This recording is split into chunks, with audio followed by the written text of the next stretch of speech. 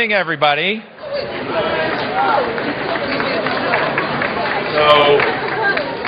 Thank you so much for joining us on a balmy and beautiful Missoula evening. We're really excited to see a darn near capacity crowd at the Wilma on a day when we canceled school. This is awesome. It's really exciting, seriously, to see it turn out like this. You know, this lecture and this turnout tonight represents what is so special about this community.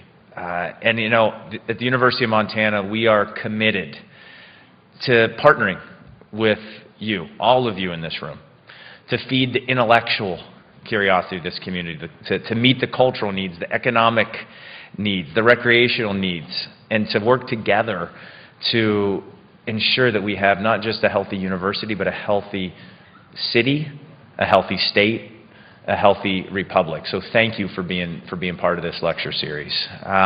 You know, as we begin tonight, I want to call our attention to the valley within which this beautiful building sits. You know, we're in the Missoula Valley, and at the University of Montana, in our formal events, we always acknowledge that we are in the Aboriginal territories of the Salish land and Kalispel people. You know, this statement was developed in collaboration with the Salish Pend Oreille Cultural Committee. And it serves as an important reminder of the ways in which we honor the people that come before us, that we honor this place, and that we work together to always enrich our communities for those who are to come after us. And Winona LaDuke is a very fine fit for this lecture in this very special part of the world. We're going to have Rosalind Lapierre do a much more detailed introduction of Winona, so I won't go into her background, but her work on behalf of Indigenous rights and environmental justice serves as an inspiring example of how communities can make change together to help solve the most challenging problems of our time. She's worked to address food insecurity, climate change, renewable energy, environmental justice, and always in partnership with Indigenous communities. And we are very honored to have her here in our community with us tonight. You know, I want to acknowledge also the venue in which we have this event tonight, the beautiful Wilma Theater. You know, this is something that also represents what's so special about the Missoula family. The Wilma is a Missoula icon. It's a marker of what makes this community a robust gathering place for arts, for culture, for furthering the boundaries of knowledge. And I want to thank Nick Chakota and the entire team with Logjam Productions for partnering with us to offer this lecture together jointly tonight. You know, we've had the President's Lecture Series started by President Jim Cook in more than 3 decades, and this fall was the first time we'd had one of our PLS talks off campus when we had David Brooks here from the New York Times, and this marks the 2nd time. And I think it's a wonderful tradition, and I want to thank you for being part of this community activity. You know, we have in the audience tonight a very diverse group of people. We have Native American community leaders, we have high school and university students, we have business owners, we have nonprofit leaders, we have staff and faculty, we have generous supporters. And that's really what the President's Lecture Series is all about. It's about creating opportunities for all of us to engage, to be challenged by ideas, not ideas we always agree with, but to discuss a diverse range of issues and ideas that animate our lives.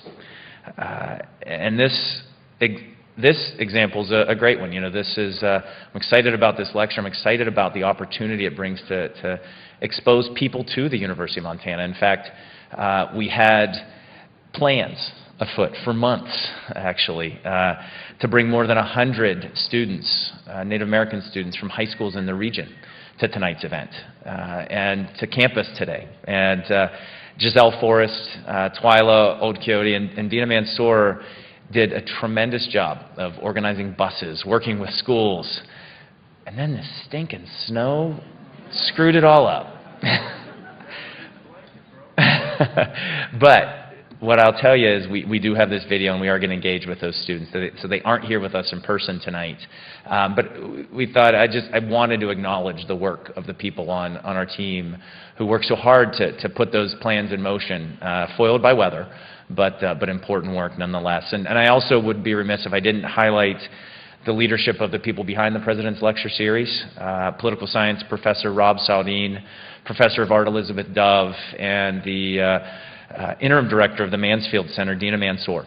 They have done a tremendous job organizing this year's Presidential Lecture Series. They are smart, creative, well-respected members of our academic and our civic community, and I want to thank them for the tremendous work, and I actually want to give them a round of applause because they're behind the scenes. You won't see them.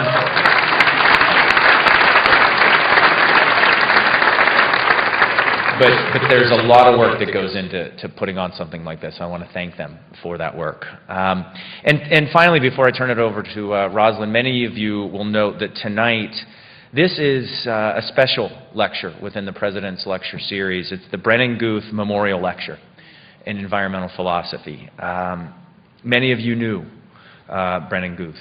Brennan was a world-class kayaker, but he also studied philosophy in its intersection with an active life in the places we love. Brendan was taken from our community far too soon. But his legacy lives on. And Professor Albert Borgman, who really played a key role in inspiring this lecture series, he talked about Brennan earlier this evening at a gathering, and you know, one of the ways that he said Brennan loved to see and discuss how philosophy and the good life can hang together.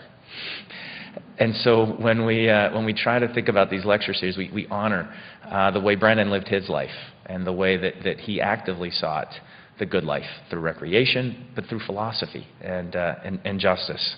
And I want to acknowledge Brennan's father, David, and Guth Lecture co-founders, Al Borgman and Matt Kelly, who worked to establish and endow this important lecture, as well as the philosophy department and our tremendous faculty who've helped to make Winona LaDuke's visit today a special one.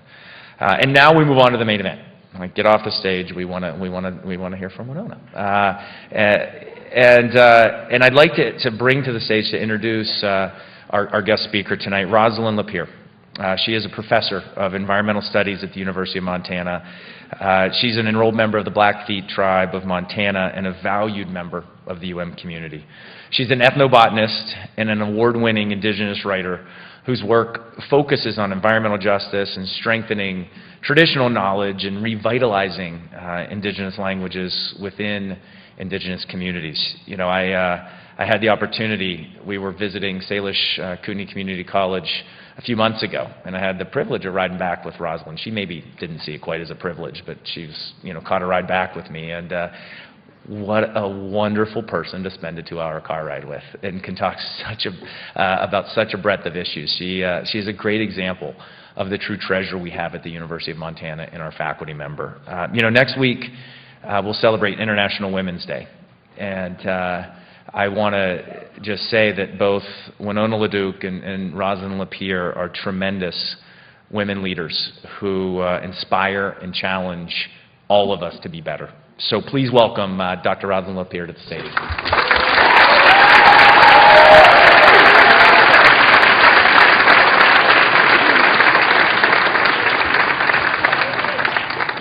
Wow, that was quite the introduction. And I'm just the introducer.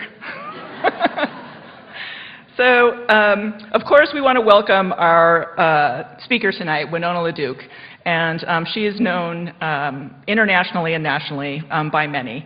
And of course, one of the things I encourage everybody here to do is, when you have an opportunity, is go to the website of Honor the Earth and take a look at all of the important work that they are doing. And if you are not on social media, if you are on social media, you should also add them to your social media contacts, because they do really important work here in the U.S., but also worldwide. So Winona LaDuke, as we know, lives and works on the White Earth Reservation in northern Minnesota. And she's the executive director of Honor the Earth, an international NGO. And she is the founder of Honor the Earth, and she founded it about 20-some years ago with the Indigo Girls. And I think one of the Indigo Girls was here a couple days ago, right? Yeah.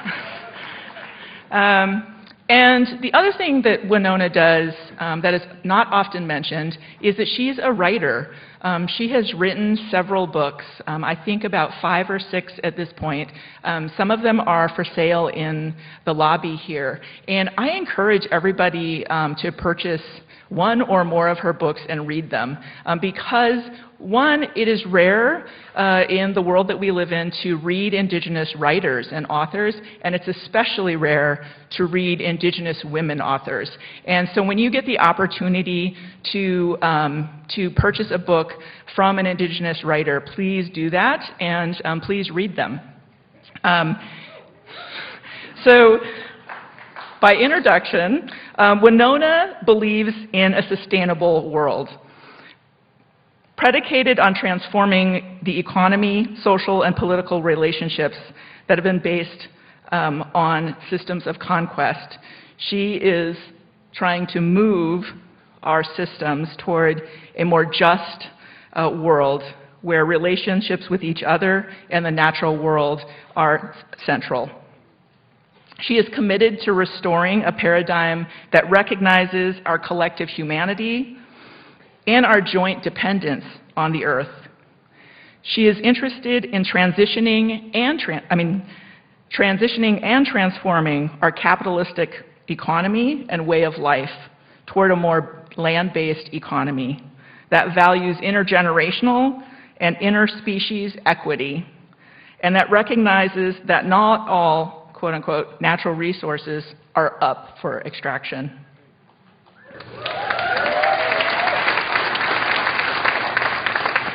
So on a personal note, as an Indigenous scholar and an environmental historian, I'm encouraged by Indigenous leaders such as Winona LaDuke, who have transformed contemporary environmental justice activism and protests into places that both reclaim and recenter the role of Indigenous women as leaders.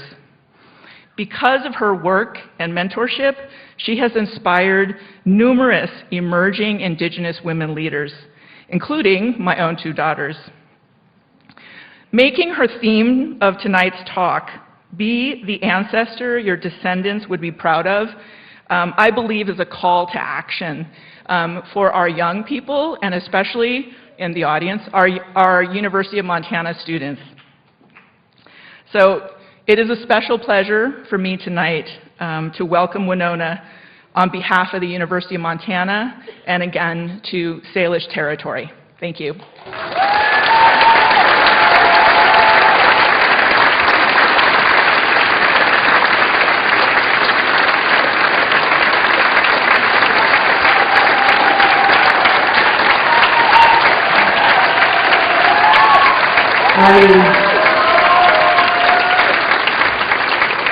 Ani Nindoe Magadaduk, hello my relatives. Thank you very much for the honor of being here with you today. Binesikwe and Jinakas, Makwendo Deum, Gababani Ka, Gishkaniganing and Dunjaba. I'm from the White Earth Reservation, I'm Bear Clan, and I'm really honored to be here with you. I flew out of Fargo yesterday. It's a little colder and more windy than Missoula, so I was kind of like crossing my fingers and having a couple prayers. But very honored to be here with you today. You asked me to speak about the idea of being good ancestors. And, you know, as I think about this moment in time and who we are, we got a pretty good gig. You know, I live in a place where you can still drink the water from a lake. I live in a place where you can get sugar from a tree. Wild rice is in abundance. I live in a place that, you know, we have a good life that the Creator gave us. And I would like to keep that covenant. That covenant. That's how I think of it and how I think we are instructed. Is that we have this agreement with the Creator and the natural world to do our part. You know, to do our part and to be good humans. And so this lecture is a little bit about that and kind of the conundrum we got ourselves into and how we're going to get ourselves out from my perspective. But as I start, this art piece here is done by an artist named Wotan. And this is a water protector. I'm a water protector. And this art is in downtown Duluth, in a city that is known for the missing and murdered Indigenous women, as is much of Montana and North Dakota. And you know, we're invisible in a lot of cities. I know that because I am one of those women. And I also know the number of us that each of our families, many of our families are affected by this, my family as well. We have lost our women in this way. But this woman is not invisible. She's about 40 feet wide and 60 feet tall. And she's on 2nd Street and 2nd Avenue in downtown Duluth. And so she is beautiful and she is a water protector. This is where I live, Gawawi-Egamug. I live, you know, in the middle of my reservation. And I think about this month in Anishinaabe-Moan, and this month is called Name-Benegizis, which means the sucker moon, and then it's followed by a moon that is known as Onabonagizis, which is the hard-crusted snow moon. Y'all know what I'm saying, like freeze, thaw, freeze. Yeah, y'all, right, yeah. Also the moon, you don't want to do a face plant in the snow. So, Iskigamizigizis is our maple syruping moon, and then the moon that follows that is our Wabaganagizis, our flower moon, Odaminagizis, our strawberry moon, Mean-gizis, our blueberry moon, Manominake-gizis, our wild rice-making moon. Then we have our Watebaga-gizis, when the leaves change color, Binocuo-gizis, when they fall. Gashkadnu-gizis, that's around November. That's the freezing over moon. Probably a similar ecosystem to all of you, yeah? So those are some of the names and the moons in our language. Manadu-gizis, Soons-gitchi Manadu-gizis. I thought you might like to hear my language. It's related to Blackfeet, actually. And but I also thought, did you notice that none of those moons is named after a Roman emperor? Did y'all get that? So I just want to say it is possible to have an entire worldview that has nothing to do with empire. You'd be okay. Just let some of that stuff go. It's way too many bags to carry around. So this is some of our art from our territory, and I was gifted with a really beautiful piece of this art today by Jason Clark, who's here at the university. But I like to show this art because, as many of you know, I was an undergraduate at Harvard University, and if you wanted to study the art from Europe, you went to the Fine Arts Department, and if you wanted to study Indigenous art, you went to anthropology.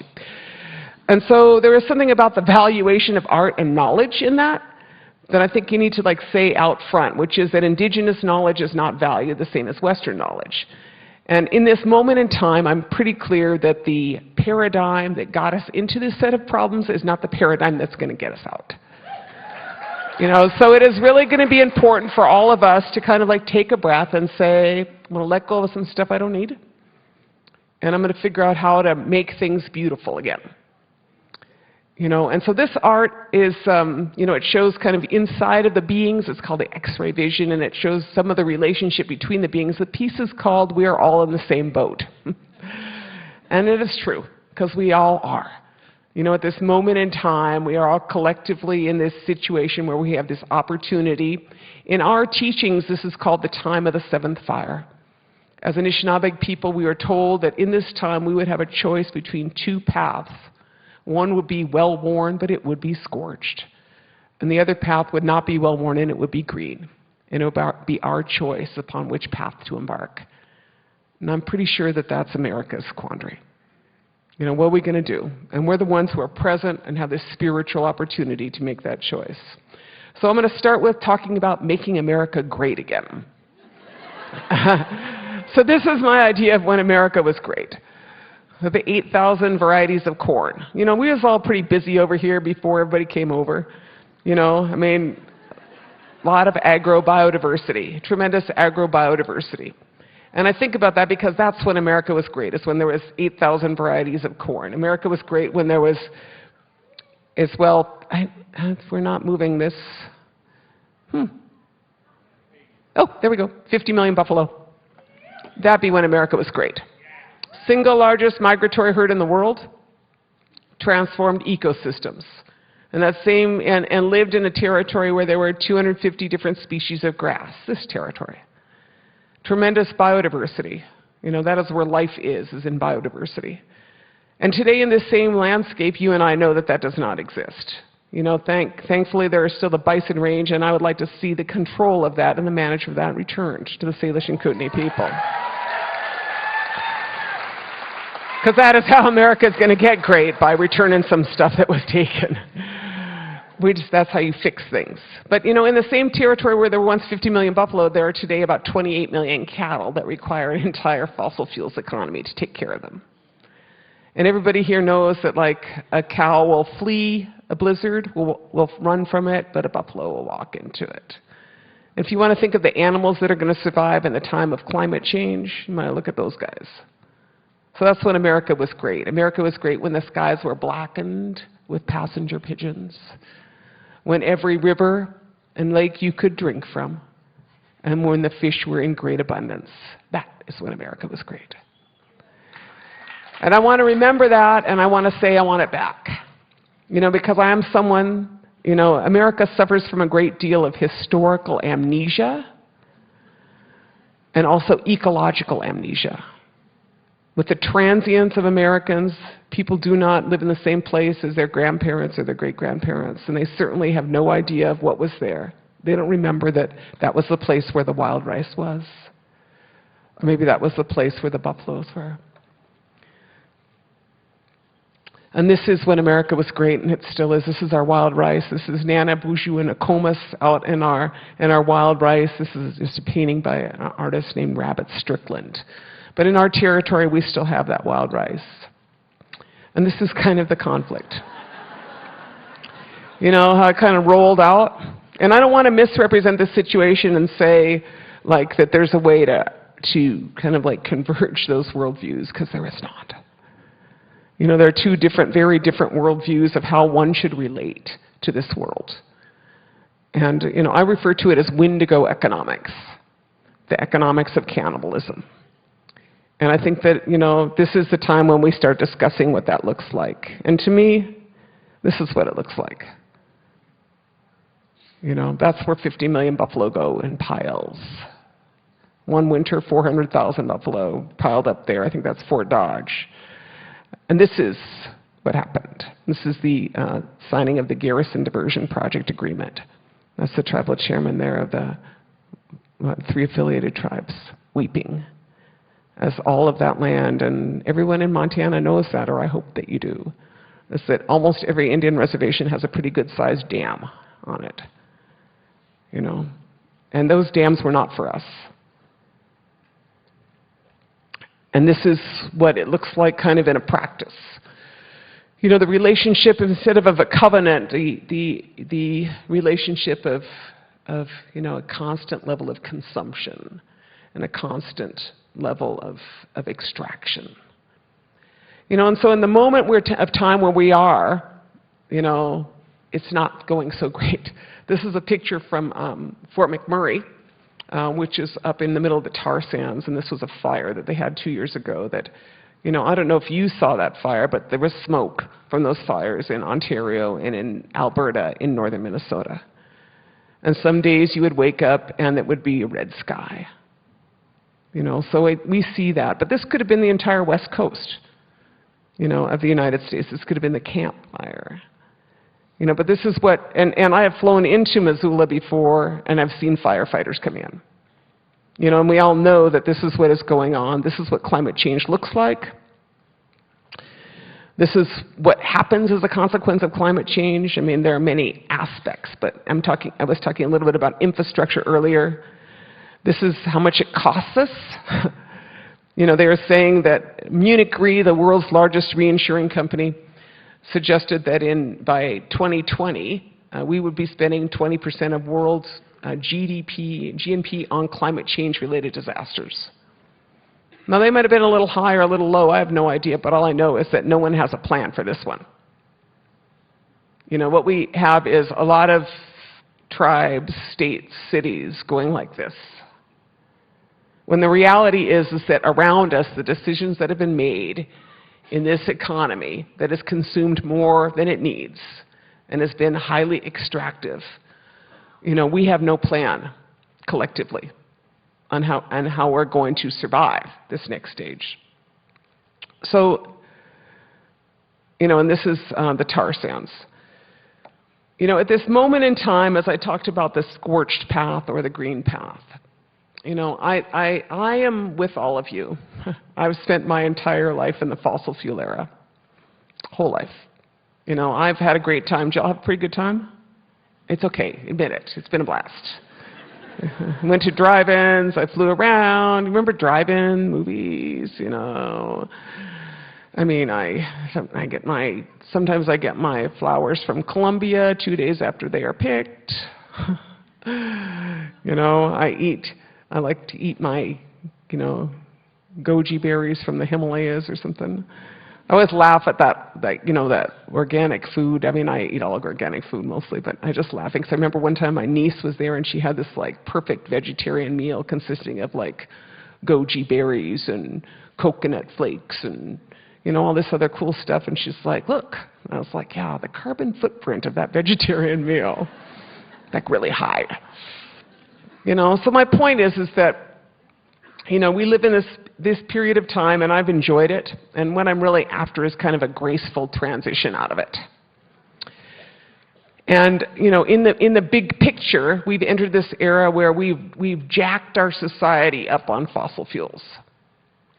You know, each of our households is consuming a vast amount, and most of our lifestyles are predicated on access to cheap fossil fuels. And so, you know, we've become addicted. That's the reality. We're all addicts. And the thing with addicts is that addicts do a lot of bad stuff. You know, I'm going to be honest with you, and y'all know it, because some of you probably have addicts in your family, and we, you know, rationalize, and they lie, and in some ways your problem. You know, and we've entered this era, which Montana is well into, which is an era known as extreme extraction, which means that you're kind of at the bottom of the barrel. So everything that's out there to get is like not easy. There's not like oil just like gushing anymore. So extreme extraction, you know, lopping off the top of 500 mountains in Appalachia. That's some extreme behavior. And that's not even for coal for this country. That's coal that's being exported, right? Extreme behavior, extreme extraction is, extreme energy is drilling 20,000 feet under the ocean because you can, and hoping that that's going to work out for you, right? Until you get the Deepwater Horizon. Extreme extraction is blowing up the bedrock of Mother Earth, shoving 602 chemicals down there, and hoping what goes down will not come up. Fracking. Right? Bottom of the barrel. Extreme extraction is tar sands. Dirtiest oil in the world.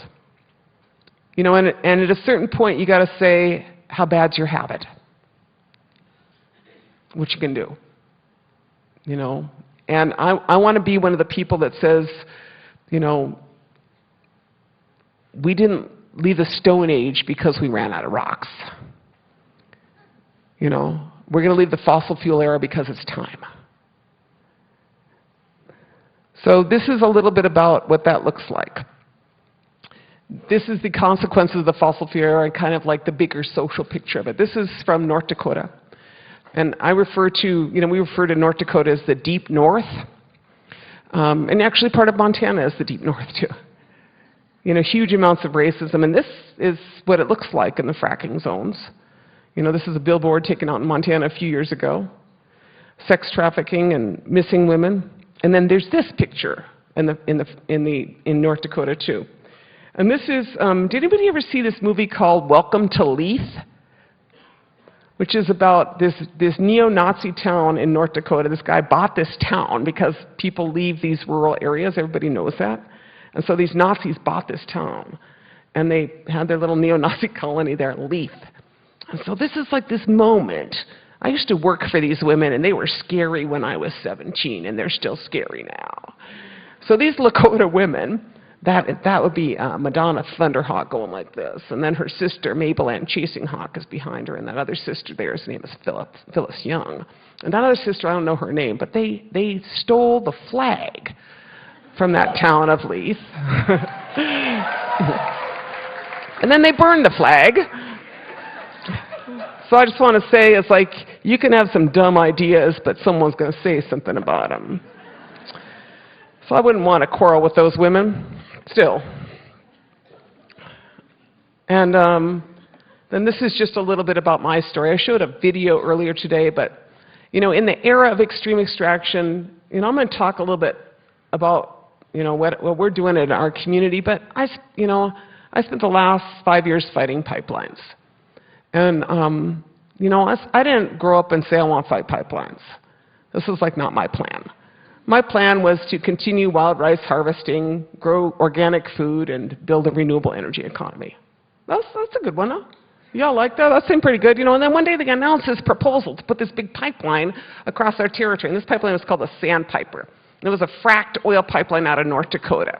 And they announced that pipeline's going to come in across our territory. And you can see my reservation, White Earth, which is where that line is supposed to go.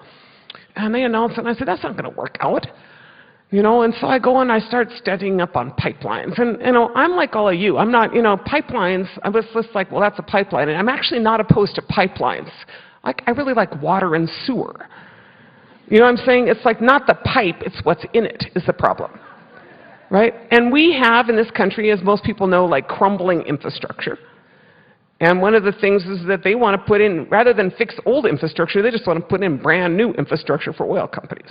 And that's my problem, is I want pipelines for people, not for oil companies, right? That's kind of how I'm thinking about it. So they announced this pipeline, and I was like, that's not going to work. So we go get a bunch of, get ourselves educated about it and learn a lot about it. And then we started informing our own community. And then, we started informing the non-Indian people in our area, like about this pipeline project coming in. And my theory was, is if you could get the Norwegians mad. They're like a persistent, plucky bunch, and they were like, so we built a multiracial alliance with a lot of Norwegians and Swedes, and we showed up at every hearing, and we and then filed lawsuit, after like mass, we had a lot of ceremonies and a lot of, civic participation, and then this lawsuit was filed by this little group called Friends of the Headwaters, and that lawsuit said to the state of Minnesota that you should do an environmental impact statement on the proposed 640,000 barrel a day pipeline. You shouldn't just like let them do it.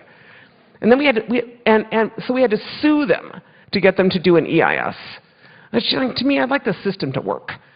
You know what I mean? I feel like the system's supposed to work. And so we had to sue them, and then they appealed that. And then finally the appeals court ordered them to do an environmental impact statement on this proposed pipeline project called the Sandpiper.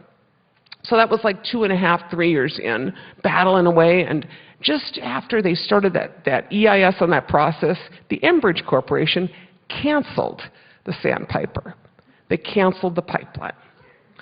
So what I want to say is it is possible to defeat a big pipeline project.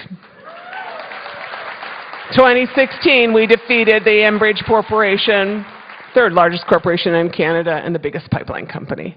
And then what that company did is that company, the Enbridge Corporation, purchased 28% of the Dakota Access Pipeline. Shored that up financially, and so we followed them out to North Dakota. Where do I point this thing? I'm having a little trouble making it go. Oh, there.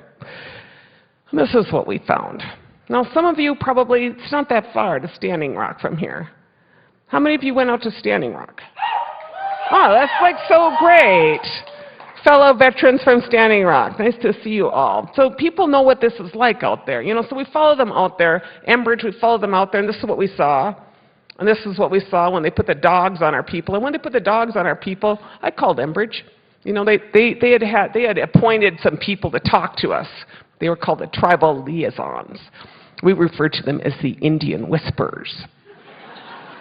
And so we burned through a couple of Indian Whispers, and then they gave me somebody more important to talk to. That was the Indian Listener. And she was up in Calgary. Her name was Linda Cody. I was like, Linda, you got to call the dogs off. You got to call the dogs off. You know, you just financed 38% of that pipeline. You got a lot of money in it, and you need to call the dogs off. And she said, you know, she didn't respond. You know, nothing. No, nothing. No, I texted her. I called her. I wrote her. And so I hold Enbridge responsible for, it was 28% of the injuries, 28% of this is what you saw out there. And this is what you saw out there. Now this, I didn't really understand what that equipment was until I had to ask someone, but the piece of equipment on the right is called an MRAP, Mine Resistant Armored Personnel Carrier. And so that is used in the military. And that, it says Stutsman County, and if anybody knows anything about Stutsman County might have 5,000 people in it. You know, they really have no need for an MRAP. You understand what I'm saying? Like, that drives through a building, and there's not any buildings in Stutsman County. Y'all understand, it's like eastern Montana, so why you got something that looks like that, right? And the second piece of equipment there is called an LRAD, long-range acoustic device, and that's intended to blow your eardrums out. And so this is all what happens when you surplus military equipment to civilian police forces. And this is something that should not happen in this country. You should not be surplusing military equipment to civilian police forces so that they can protect corporations. You know, and a lot of us who are, you know, at Standing Rock, it's really a moment of civil society. And this question to me of, should the rights, you know, basically should the rights of corporations supersede the rights of persons? Right. And, you know, people in this room likely know that under the law, corporations are considered natural persons, are considered artificial persons under the law. They are bestowed, and in addition with the Citizens United, they are bestowed with certain rights. And I feel like, you know, so I've been thinking a lot about this, and if a corporation is a person, like, first of all, they aren't a person because a person has a soul. And a corporation does not have a soul, right? But if they want to be called a person, it seems to me like after you go through about 3 or 4 corporate mergers, you suffer from a multiple personality disorder. If y'all understand what I'm saying. And so you would not actually be competent in court to stand as a person. This is like my new argument on their argument. It's like, you know, plus you're probably psychotic on top of that. So I think that, you know, this is one of the things we're going to have to untangle, is the rights of, you know, humans versus the rights of corporations, and just the brutality that we experienced at Standing Rock. You know, and for those of you who were there, we know, you know, I did not sustain any injuries and I was not arrested. You know, but my family was arrested and my family was injured and I lost a horse at Standing Rock. And I will never forgive North Dakota for the $38 million worth of military that they unleashed on me. You know, and as we face them again in Minnesota, as we face Enbridge, you know, we have said, you are not bringing the tanks here, you know, because we will not stand for it. You know, so it'll be interesting to see what happened in Minnesota. But this is, you know, towards the winter in Standing Rock, and, you know, that is a lot to accomplish, to be able to feed 3,000 people in the middle of the winter when you're barricaded in. You know, it's remarkable what our people were able to do, and I just want to say that, because when people work together, you can make a change, and you can make a difference. You know, and this is when we left. And this is a young man named O'Shea, and I just really, you know, that picture of just this remarkable moment of youth. And you know, for many of us, Standing Rock was really a Selma moment in the environmental movement. You know, this moment where all of your mettle and determination is tested as you face down large multinational corporations with lots of guns. And you say, we're still standing. You know, we're still standing. You know, and that is really, you know, in my experience, you know, it is a very significant impact on all of us, and it remains so today. And as I think about it, you know, when Trump came in and approved that pipeline, which is wrong, you know, this company came back to us, Enbridge, and they announced Line 3, which is a tar sands pipeline of 915,000 barrels a day. And we have been facing them now for 6 years. And, you know, we are battling them in the courts, and we are battling them in the regulatory system in the United States. But, These are not really nice pictures of Standing Rock, but what I want to say is that if you missed your opportunity to go to Standing Rock, if they issue the rest of those permits and move ahead this summer, camping in Minnesota is very nice. This is the line that they are proposing. And, half of the proposed pipeline in northern Minnesota, the Enbridge line, tar sands pipeline that we are fighting, half of that line is on public land. And none of that line is built. My position is that I'm a member of the public. And I can camp for up to 14 days on public land. And camping is nice in Minnesota. You can camp right by a lake on the pipeline. On the pipeline that they will not build. But this is our larger battle. And just like in the last part of my what is wrong with the system, I just want to point this out to you. This is a map of pipelines that are proposed in North America. And this is because they are rebuilding the infrastructure of this country and of Canada, which is a pretty dysfunctional economy in itself. But if you look at this map, there were 5 pipelines proposed 2 years ago. And those 5 pipelines to get the landlocked tar sands, dirtiest oil in the world, out. The first one, this one across the top, is called Energy. Oh, wait, there's a thing here. I don't know how to make the thing work. Okay. This one up there on the top is called Energy East. That goes from Alberta to New Brunswick. The second pipeline was called Enbridge Northern Gateway. That's the purple one. Third pipeline there, the blue one, is called Trans Mountain. Fourth pipeline in yellow in various colors, or the purple, is the Keystone XL. And the fifth pipeline in yellow is Line 3, Enbridge's Line 3. And so that's just to give you a little picture of the North American pipeline, tar sands pipeline battles. So, having said that, what I want to point out is that the Energy East pipeline, the longest pipeline, never received approval of the National Energy Board because the premier of none of those provinces nor the mayor of Montreal wanted that pipeline. So that pipeline never happened, and it's never going to happen. That second pipeline, the Northern Gateway pipeline of Enbridge, also did not happen. Huge opposition, not approved. So we're down to 3 pipelines. Y'all follow me on this? Dirtiest oil in the world. Third pipeline being Trans Mountain. Some of you know what happened with that pipeline. They're moving ahead with it.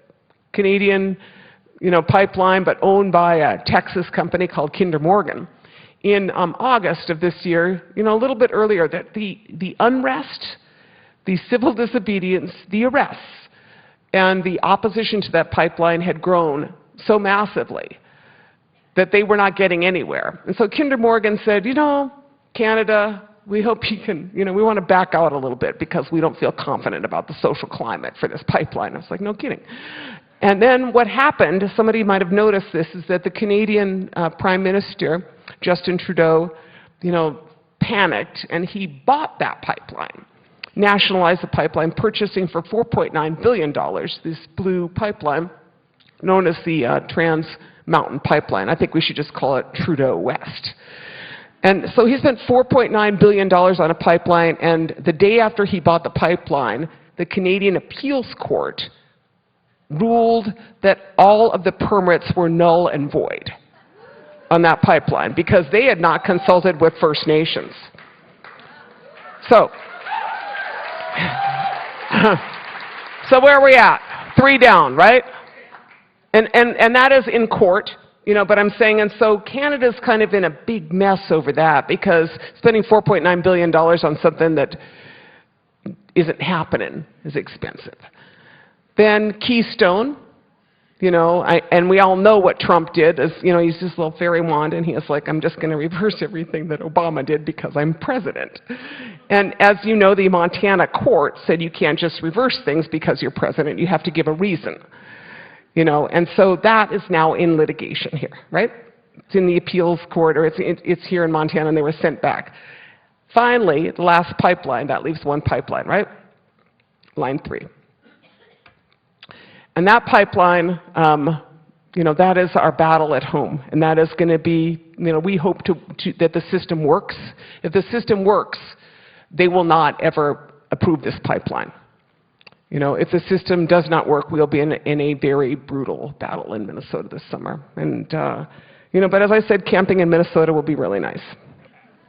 And this is what it looks like in Minnesota on the ground. This is not North Dakota.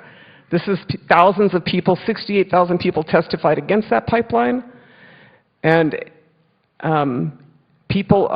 this is this summer, a bunch of clergy in Bemidji, downtown Bemidji, as they started to amass the police forces to oppose us. A bunch of clergy joined together and blocked the streets in downtown Bemidji. And then we all got arrested. There's my arrest photo. It's like all happy, huh? Well, it took them a long time to arrest me. So I was like, oh, okay, I'm going to go home now. Thanks. But, so my thoughts are, I guess what I was going to say is if you're going to get arrested, might as well just link yourself right up to a church person. Your sentencing will be a lot more lenient. And this is some pictures of the people up in Canada having defeated Enbridge.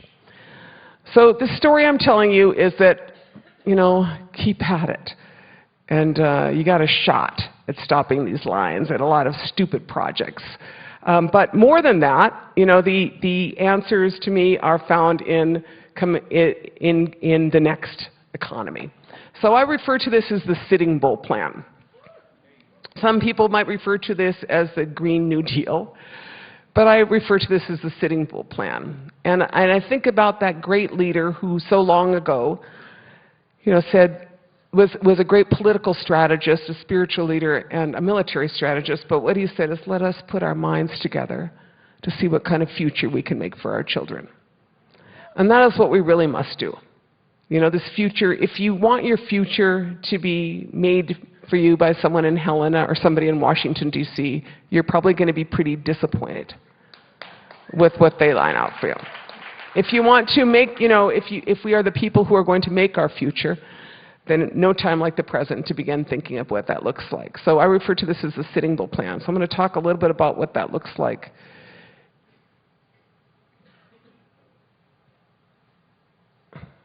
You guys all watching me trying to make this thing work. Oh, there we go. There they are, announcing the Green New Deal. I love that woman.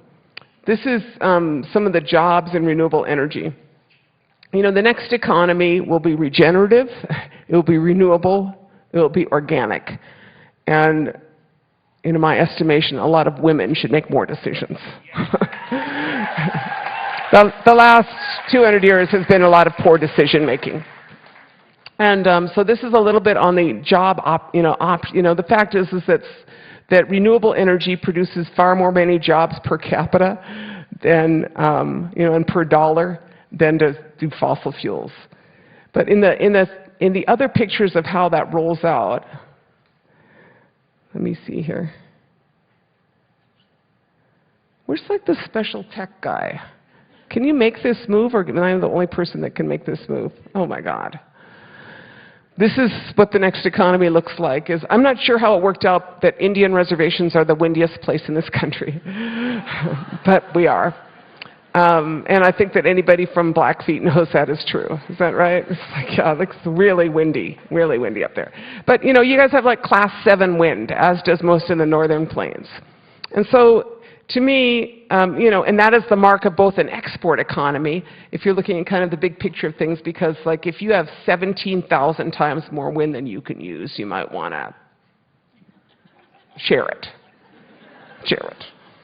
So this is another example of, so the next economy is what energy justice looks like, is that we're not the last people to get renewable energy in our communities. But we're the people who we're not only at the table. Like my position is like, my friend Bob Goff used to say, you're either at the table or you're on the menu.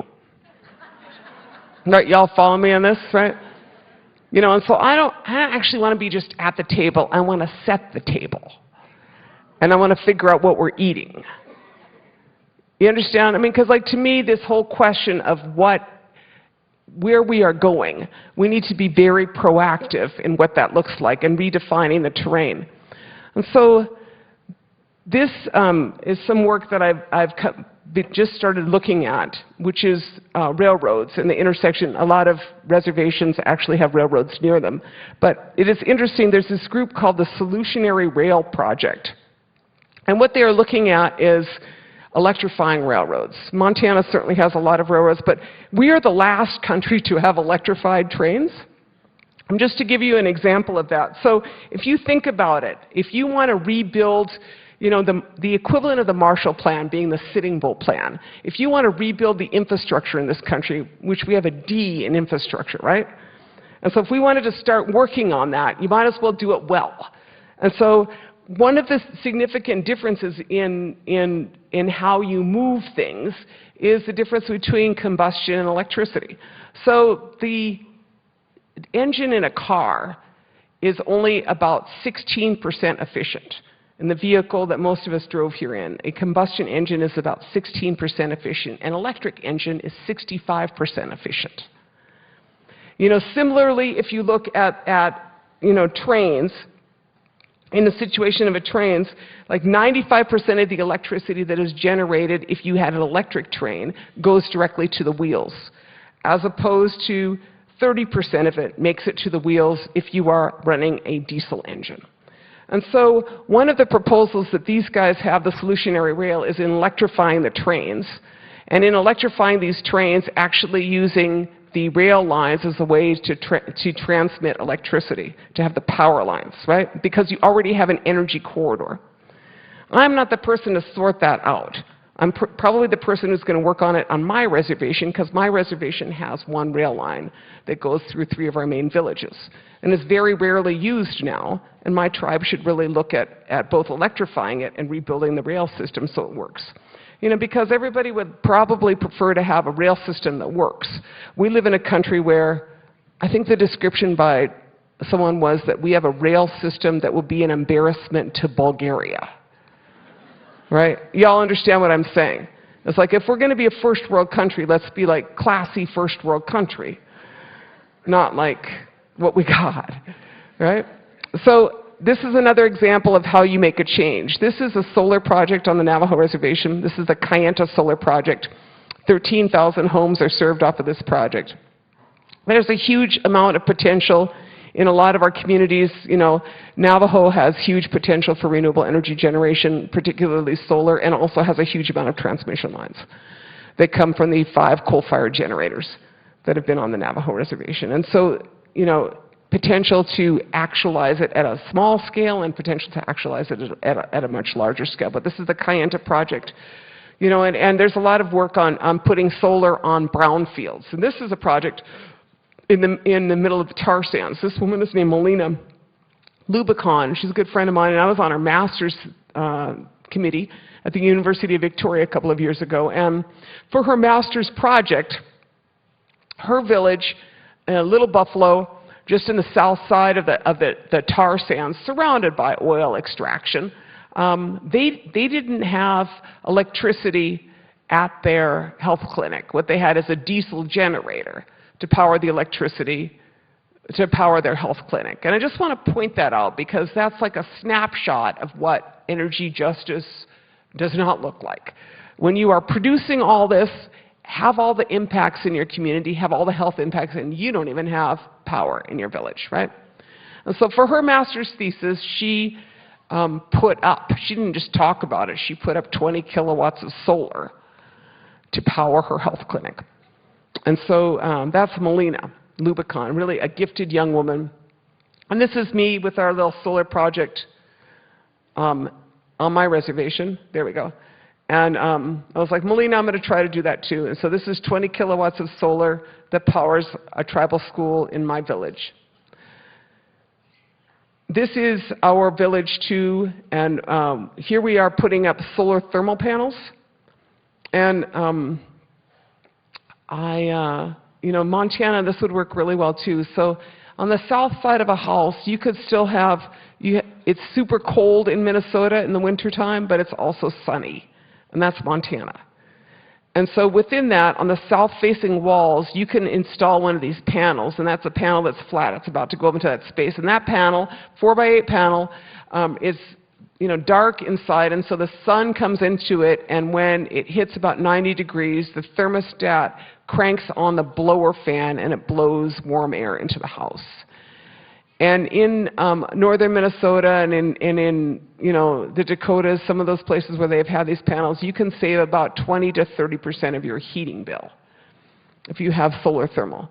And so, in the time of climate change, in the time when more of our grid will be going down, in the time where more and more people face fuel poverty, in the time when we don't know what's going to happen with the weather, no time like the present to try to reduce some of the risk for your communities by doing, this is like a really low-hanging fruit. And these things cost about, I don't know, $2,000 or so. And then the installation's probably another $1,000. And then this is work that we are doing in my community.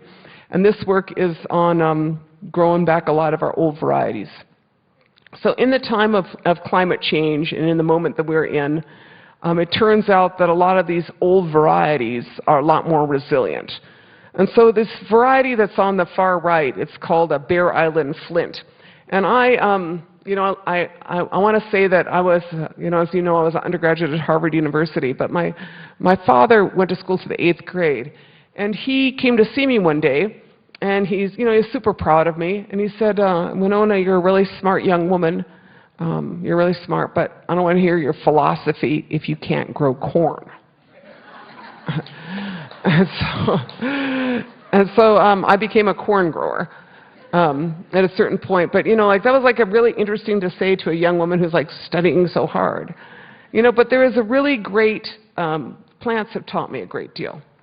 And so the variety that I grow mostly is this Bear Island Flint. And I received about this much from this plant geneticist, and I received it, about 25 years ago. It was like a little handful had been collected on Bear Island and, kept in the Grin seed bank, and they'd grown it out. And so now we have fields of it. And the first time I grew it, it was kind of short, and I thought I'd failed. And then I realized all it really had to do was to put on an ear. Actually, it was about this tall. But I thought, I'm not that good of a corn grower. But then I looked, and it just had to put on an ear. That's all that corn has to do. And it turns out that my corn varieties, they're shorter, but it turns out that they were frost resistant and they were drought resistant. And also when the big winds came through, they knocked over the 6-foot-tall Monsanto Roundup Ready varieties, but mine stood. So, twice the protein, half the calories. This is what you make hominy out of. And the other thing is that when you have a dry corn, it has a low carbon impact to store it. I don't know what she said, but you want to eat it, I'm sure. It's very yummy. These other varieties are a couple other varieties. I've never grown the Pawnee Eagle corn. I just think it's a stunning corn. Huh? That's what I mean, the tremendous agrobiodiversity. And the other corn is a pink lady corn, and I have grown that. And people used to ask me how come I grew pink corn, and I said, because I like pink. And someone said, no, you should grow blue corn. I said, no, you should grow blue corn. There's 8,000 varieties. You can grow whatever color you want. And so to me, the tremendous agrobiodiversity and the questions of food security, in the time that we face now, the average meal travels 1,500 miles or 1,400 miles from farmer to table. What's going to happen when the price of fossil fuels increases? And what's going to happen in times of climate change? You definitely want to relocalize your food economy. And, in that, reducing the carbon footprint of your food economy is a significant part of beginning to mitigate climate change. This is my cool squash that I grow. I didn't bring you the picture, but this squash on the right is one that I grew. I grew both these squash, but this squash on the right is called, I was first given the seeds, and I was told that they came out of an archaeological dig near Green Bay, Wisconsin, and that they had been in a clay ball, and then they broke up with that clay ball, and they had these seeds in them, and they said that they carbon dated that, 800 years old. And I thought that was so I was super nervous, and I grew it, and it grew really well, and then I became, there's like 2,400 seeds in each one, and so we kept sharing them. And so people send me pictures of them with this squash. Now all around, it's kind of like having grandchildren or something, and people Yeah, I mean, it's like people show me the squash. They send me their picture. And actually, I spoke in Corvallis here, Oregon, not too long ago, and someone brought the squash and said, "Would you take the squash home?" And I was like, "Yeah." I stuck it in my suitcase and brought it home.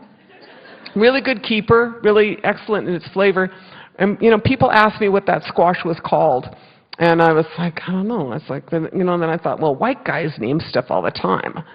And y'all know that's true. White guys are busy naming things. They got to name everything, right?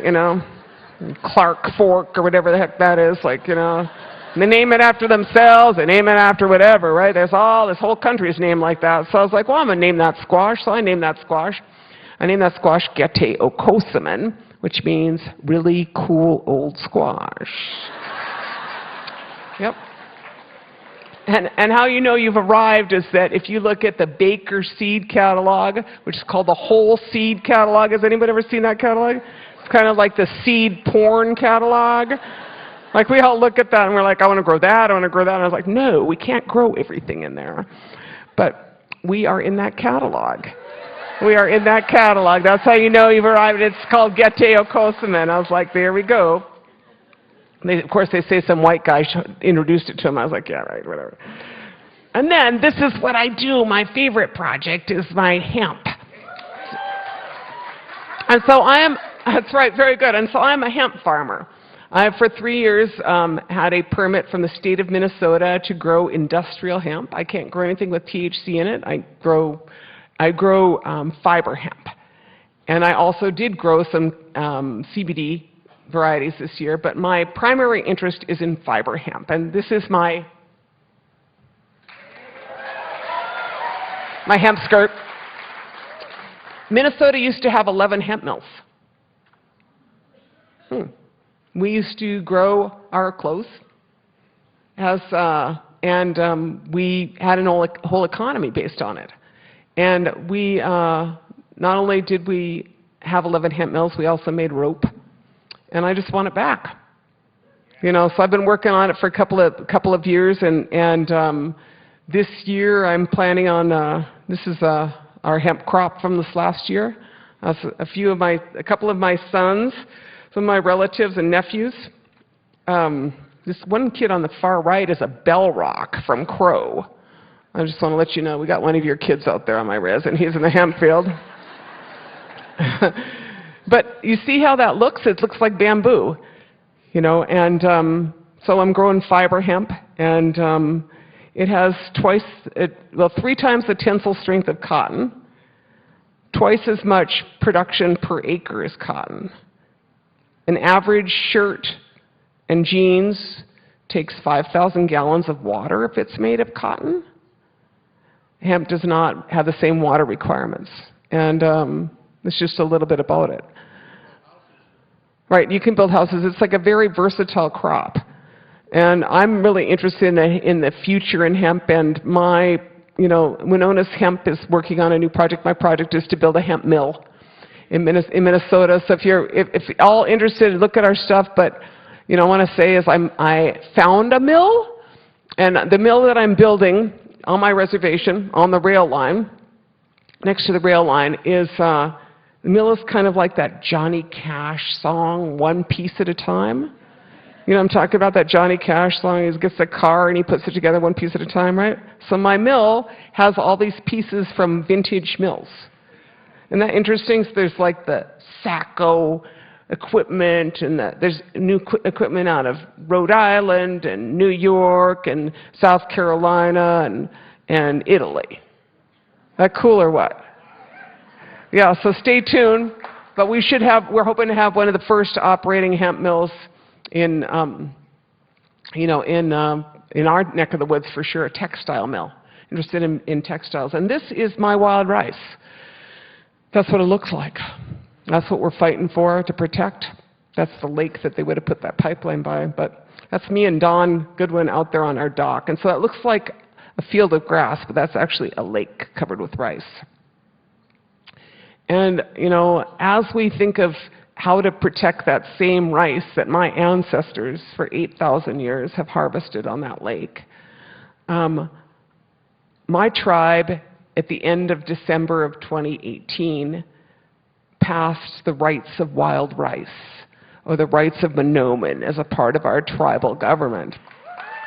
And so I just want to say that in the big picture, there's a couple other tribes. The Poncas have passed the rights of nature, and the Ho-Chunk Nation is looking at the rights of nature. But my tribe passed the rights of wild rice, recognizing wild rice has a right to live uncontaminated, has a right to regeneration, has a right to be free of genetic contamination or genetic engineering, has a right to exist, because we are people who are born of wild rice. It's a part of our migration story, and it is our most sacred food. And so, you know, in this moment in time where we are in, where we have a set of legal institutions that have upheld the rights of corporations over the rights of people, what you have is the counter to that, and the more enlightened practice, not only of tribes, but of countries like Bolivia and Ecuador and Aotearoa or New Zealand, which have recognized the rights of nature. And so my tribe has done that, and I say that because the future, people are reviewing that, and my point is that legal systems are not stagnant. There was a time when I and every other, whether it was black or native person, wasn't actually considered a person under the law in this country. And now we are considered to be people under the law, rid of habeas corpus, right, to be considered as full human beings. And so there was a time when the law did not recognize our rights as human beings. And so, the legal institutions will evolve. But as I said at the beginning, the rights of Mother Earth and the rights of nature, the rights of our beings, is not something that the United States is familiar with in its legal canons that came from papal law and dominion. And so it is time to look beyond legal canons to indigenous legal canons and the knowledge of other nations like Bolivia, which declared almost a decade ago the rights of Mother Earth. Kind of in closing, as I said, this is what Minnesota looks like. These are water protectors. This is a billboard in northern Minnesota. And we welcome you all. It is a beautiful place to camp in the summer. Millions of people come to camp in Minnesota. We hope more will come. And we launched the Welcome Water Protectors campaign because we was always laughing because they have those signs up north that say, "Welcome duck hunters," or "Welcome fishermen," right? And I said, let us welcome our water protectors. And so here's some of our water protectors, and please join us this summer. And there's something about a butterfly that is really remarkable. We all know the phrase metamorphosis, but contained in that, a butterfly does something that other species don't do, that when there's a caterpillar that begins to transition to become a butterfly, like its first round, these cells appear, and those cells are called imago cells.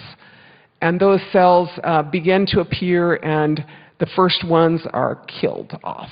And then more come, and those are killed off too. And then more come, and they're killed off too. And at a certain point, the imago cells, is what they are called, the imago cells overtake the cells that were the caterpillar in that being that is like liquefied inside the chrysalis.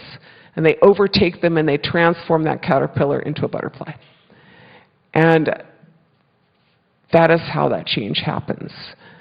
The word imago is the same word as the root word for imagination. I know and feel that we are the imago cells of this time. And change happens. Change is inevitable. It is a question of who controls the change.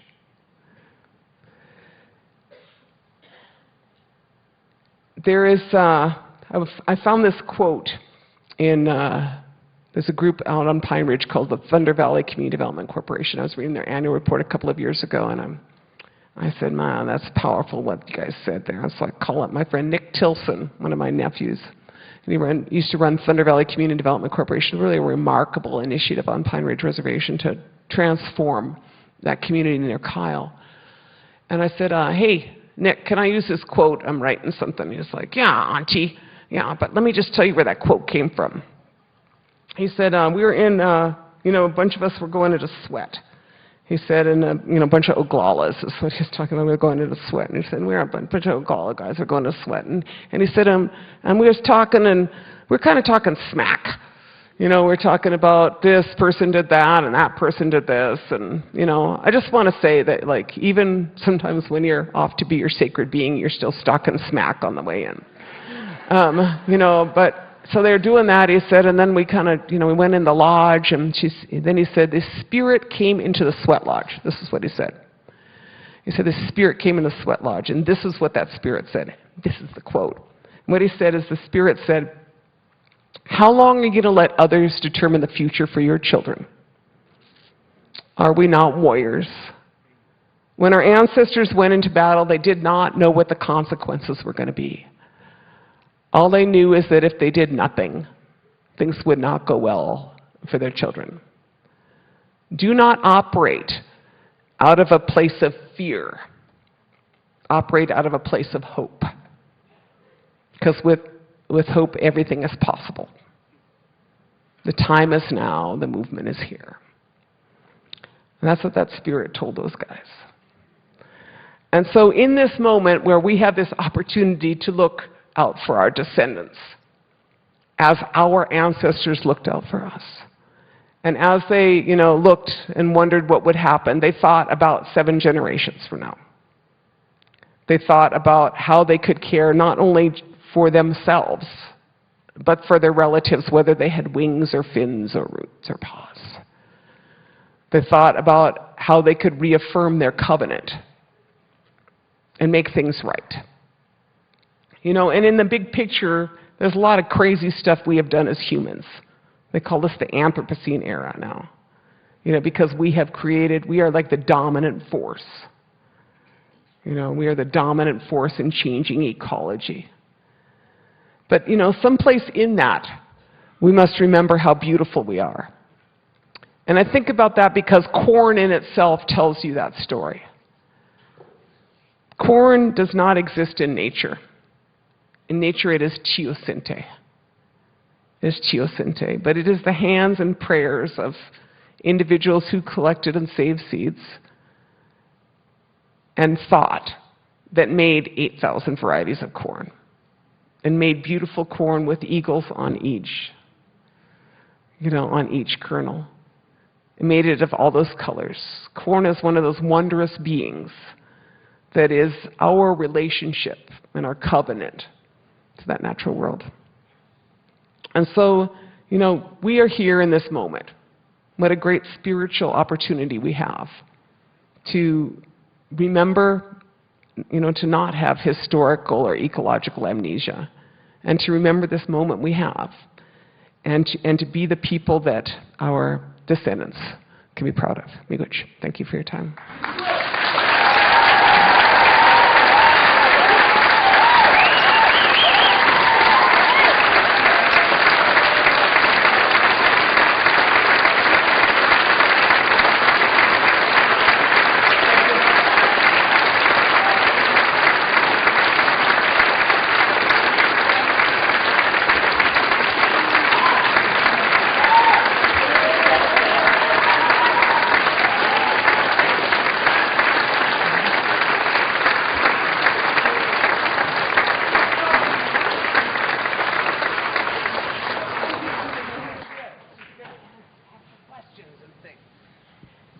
Thank you, Anna, for all that you do. My name is Cynthia Coleman. I'm an enrolled member of the Native Village of Unalakleet. I'm a second-year graduate student in the Society and Conservation Department at UM and a transfer student from Salish Kootenai College. Thank you all for your questions via email and for those of you who wrote the cards out. Our first question tonight, Winona, is what role do non-Native allies have in this moment in time? Yeah, I mean, we're all in this together. You know, I mean, that's what I know is that if we're going to change, you know, this world and the situation that we're in, we must all work. And everybody has their little gift. And everybody has their gift. But it is the working together part that is going to, you know, is going to make those changes happen. And at not just at the same time, I think that, you know, over the last years, people have understood that, you know, we're the people that didn't take a piece of the pie. I don't know how else to put it. Like, I live in a community that nothing ever really trickled down to, so I didn't really get a piece of the pie, so I don't want a bigger piece of the pie. I just want a totally different pie. You know, so in that, there is this, you know, there is this whole different worldview, and the leadership for the next economy really must come from outside of the paradigm. And a lot of that leadership is going to come from people who figured out how to live here for 10,000 years without messing it up. So working in allyship, you know, is going to be very, very critical. And looking strategically at it. I mean, the remaining biodiversity in the world, a good portion of it is in indigenous territories. So if you want to do that, you know, want to protect that, you know, work with us in that. Thanks for your... She like goes away and then comes back. Okay. How do you feel now about your involvement in the 2000 presidential election? I feel like, you know, good people should run for office, not jerks. I don't know what else to say. I have tried to do everything to change this country. You know, I've testified, I'm a rural development economist, I've litigated, I've, you know, gone to the United Nations, I've run for office, and I've been arrested. I mean, people have different roles and in different moments, and, you know, I would like to see a multi-party system in this country. I'd like to see that people like me are, you know, that to have our voices heard, you don't have to, you know, get arrested. You know, I want to see a vital democracy where good questions are asked and good answers are found. And that means that we're all at the table. And so, you know, I'm proud of my '96 run. I'm proud of my 2000 run, and you know, I'm looking forward to 2020 getting a lot of voter turnout to turn things around. So.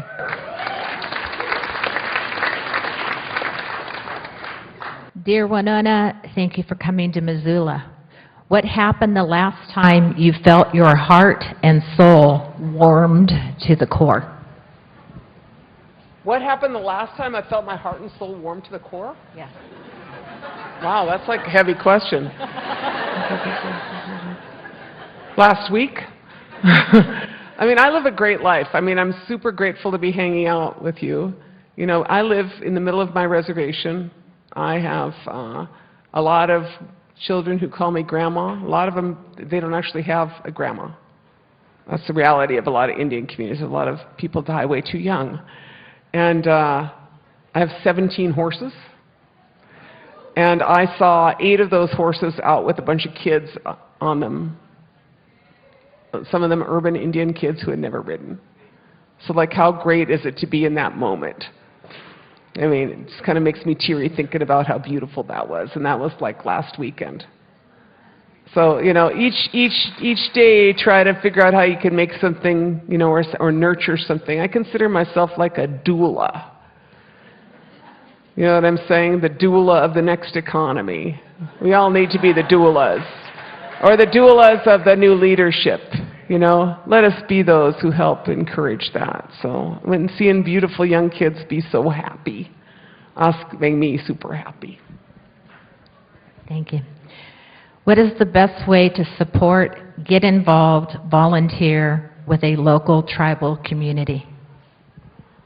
Well, I don't know all the issues out here or all the opportunities. I know that the Salish and Kootenai, for instance, on the return of the bison range, you know, I know that there are a multitude of ways to ally and to work with indigenous communities here, you know, nations, also making sure that the university has good resources and good support for Native students. You know, it's going to be really important for a lot of the natives doing, yeah. You know, but a lot of these frontline environmental battles are indigenous environmental battles. And then another whole aspect of that, which I think I, basically discussed is that, renewable energy, we don't want to be the last people to get that. We want to be right at the top. And I want to see a lot more partnerships with First Nations and tribes to ensure that, that there's this transition. Because it is so true. We have borne the brunt of America's energy policy for 50 years. Like every coal strip mine, every uranium mine, every massive, oil project, the tar sands and pipelines on our territories. It is time for justice. And justice looks like, renewable energy. Justice looks like that our people, have those projects and that our power is purchased, And so supporting, Montana is a little bit like North Dakota in terms of its political leanings. It is really important, but except for Missoula, right? You're like the cool part, right? I know that. It's super funny because in North Dakota, the cool city is Fargo, which doesn't sound as cool as Missoula. But they just elected an Indian woman to the state legislature. So that's a whole other thing. But, and I know Montana has a lot of voter turnout for natives. Vote native. If native people want to go in office, vote for them. And I was really proud in North Dakota because if you followed the North Dakota politics, they had a piece of legislation passed which made it impossible to vote without a street address. In North Dakota, do you all remember this? And that, that affected a lot of Native people because we had a P.O. box, right? But it affected white people too. But it was particularly targeted towards the Native people. And so the man who had introduced that legislation was defeated by a Native woman. Ruth Anna Buffalo is the state representative from South Fargo. And so, I'm saying it takes a little while to come around, but that woman is courageous and tough. She's like 6'2" as well. It's just like, damn. Okay, this is our last question. What can you do to ethically research in indigenous communities? What can you do to actively research what? Ethically research indigenous communities as a researcher. I think it's a question of partnership. People like to do research on us, but I'm like, actually, I don't want to talk to you about that when they come see me. I'm like, actually, this is what we could use some research help on. To me is that First Nations need to set research agendas.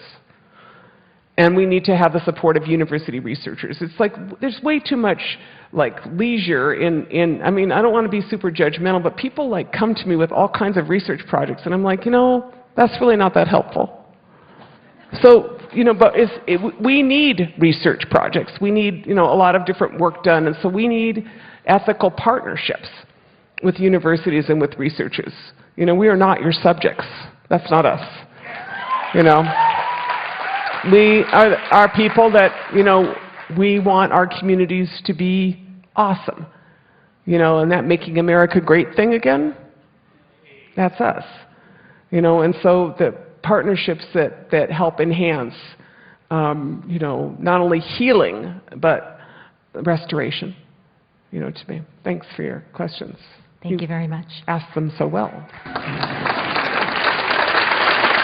Thank you so much for having me.